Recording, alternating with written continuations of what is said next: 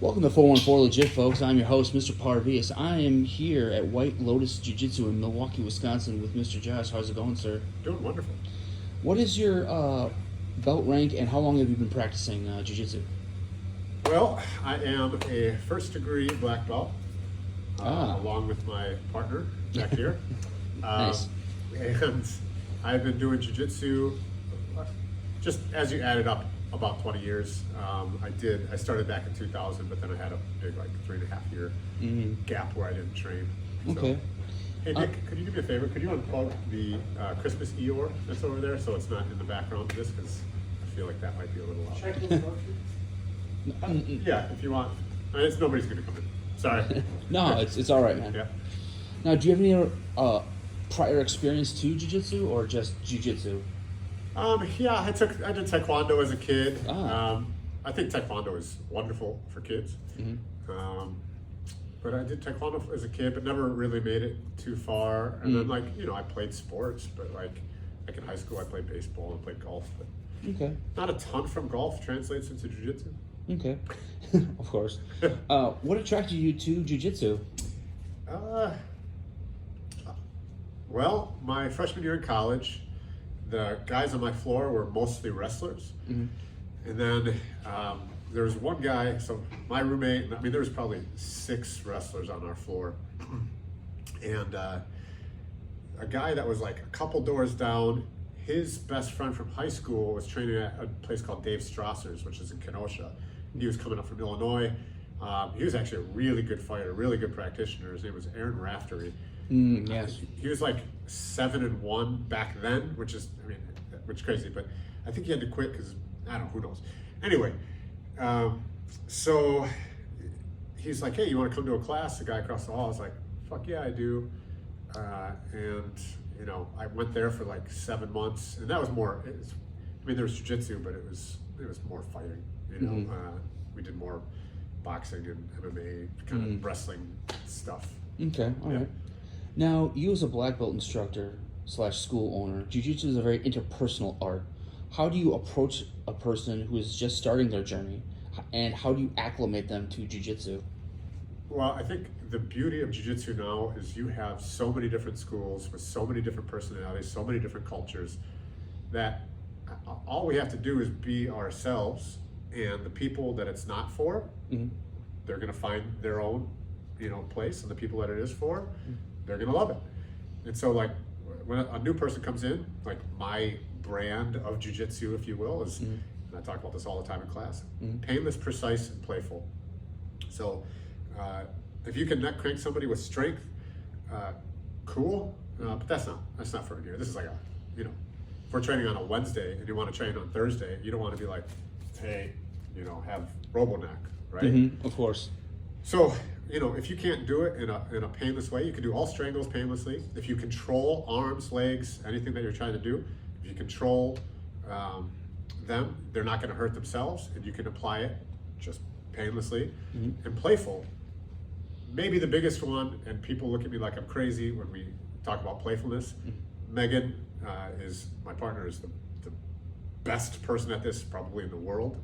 She's the GOAT at being playful. But when you're playful, you're moving a lot, and when you're moving a lot, you're creating more information for your body to take in. The more information that you have, the better decisions that you can make. That applies in life, and it also applies in jiu-jitsu. So on the mats, move. If you can hold somebody, good for you. That's also part of jiu-jitsu. You want to train that, but if you're a 250-pound guy and you're rolling with a 110-pound guy, and you can go like this, hey, that's cool. Prove you can do that for 30 seconds and then move. Gather more information so you can make better decisions down the road. Yes. So now tell us how you started White Lotus, and when was your aha moment that you wanted to open your own school? Well, I think the universe, there was not like an aha moment. In fact, I didn't want to open my own school because I travel quite a bit for BJJ Globetrotters. I think this is the Heidelberg, Germany, where 300-person camp.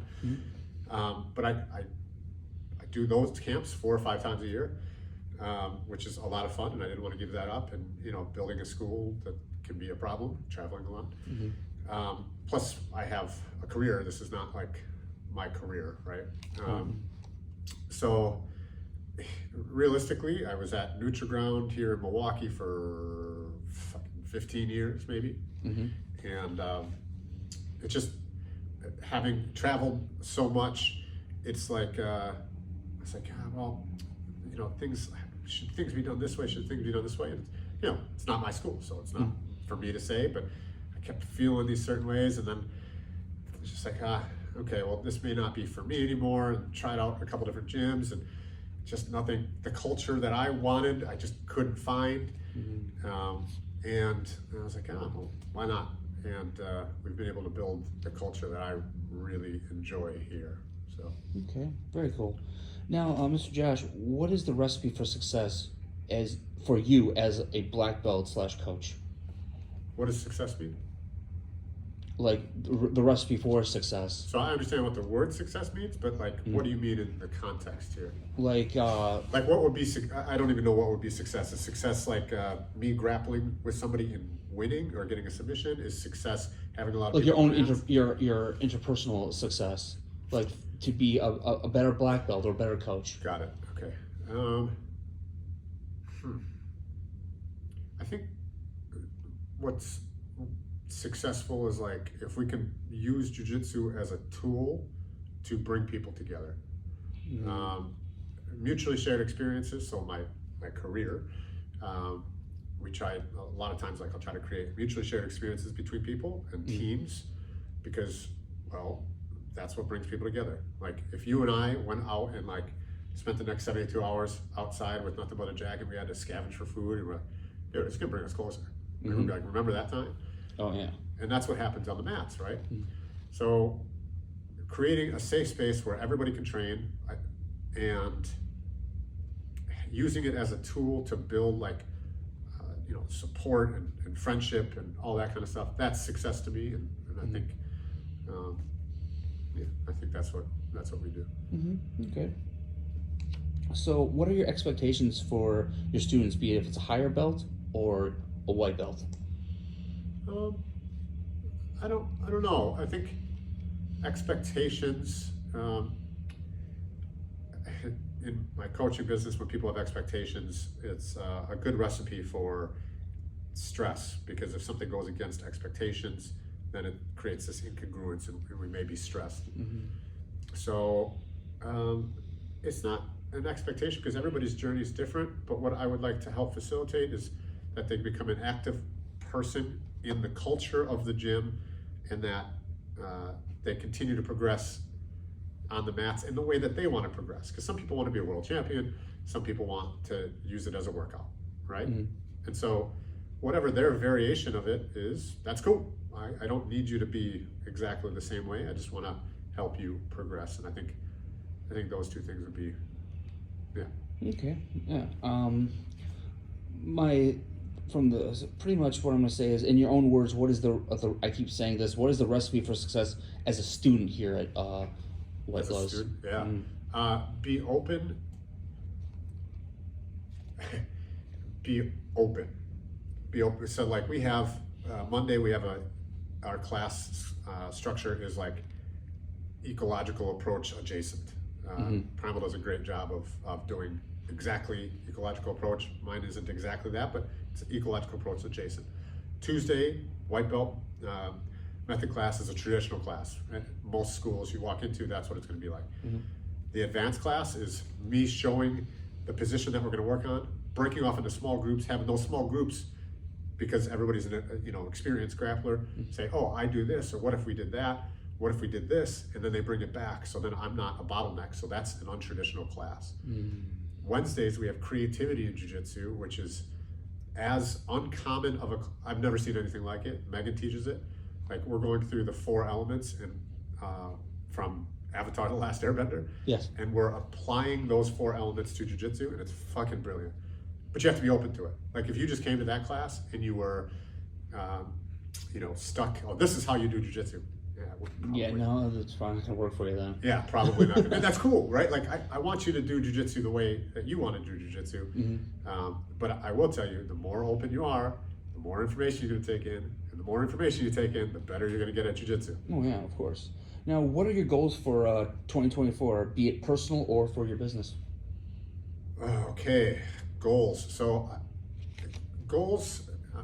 I'm such a stickler on words, so I'm not trying to be in any way like combative almost, but No. So Yourself, goals be for natural. me, I don't particularly like goals because goals are like, oh, well, I have a weight loss goal of 20 pounds. Okay, I hit that, and now I go back to what, right? Like I believe in milestones, setting milestones, and then choosing which path I want to go to from there. Okay.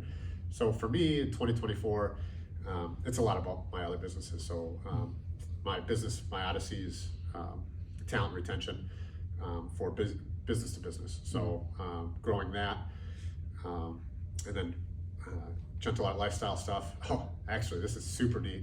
Gentle art lifestyle is like jiu-jitsu stuff, breathing, the Wim Hof stuff that I do, the camps that we do. I'm also adding, this is the first time I'm talking about this publicly, but I'm also adding misogis, which are personal challenges. Mini misogis, medium misogis, maximum misogis, and team misogis. And what they are is, for the maximum misogi, essentially the only two rules are, it has to be so difficult that you have less than a 50% chance of actually doing it, and don't die. So those are the requirements. So all sorts of like cool events for people, and it's all around the idea of like mutually shared experiences or experiences that strengthen you. Nice. Now, what is the message that you want to give to the jiu-jitsu community / the martial arts world? Your way isn't right. Neither is mine. Be open to everything, right? Like, be open. Like, don't say this is the best way to do something. Ask first, what is our goal? Right? Yeah. What is our goal? And then say, well, why do you do this like this? And then put some thought into it. Now, where you can find White Lotus Jiu-Jitsu at www.gentleartlifestyle.com. You can also follow them on Instagram. I really appreciate your time, sir. Yeah. Thanks for the roles today, man. Oh, thank you. Yeah. As me and Mr. Parviso, 414 Legit, learn, grow, evolve, train smart, and train safe. Take care, everybody.